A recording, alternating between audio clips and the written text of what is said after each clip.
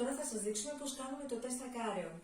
Εδώ είναι το φίλτρο, που όπως βλέπετε είναι όλο μαύρο, είναι καθαρό. Θα το βάλω μέσα στο εξάρτημα του τεστ και θα το εφαρμόσω στο μηχάνημα.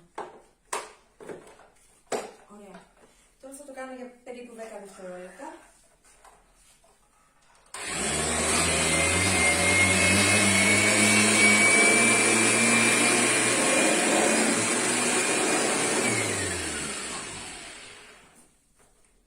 Και λιγότερο από 10 δευτερόλεπτα σας το έκανα και βλέπουμε εδώ τώρα τι τραβάει η σκούπα. Βλέπετε αυτή την άσπρη σκόνη. Είναι πολύ παχύ το στρώμα της σκόνης.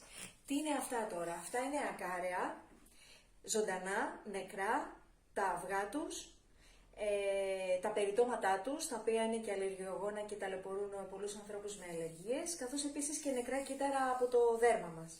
Όλα αυτά υπάρχουν όχι μόνο στην επιφάνεια, αλλά και στο εσωτερικό του στρώματος, τα οποία η σκούπα αυτή, επειδή τεινάζει το στρώμα, τα αφαιρεί και από το εσωτερικό.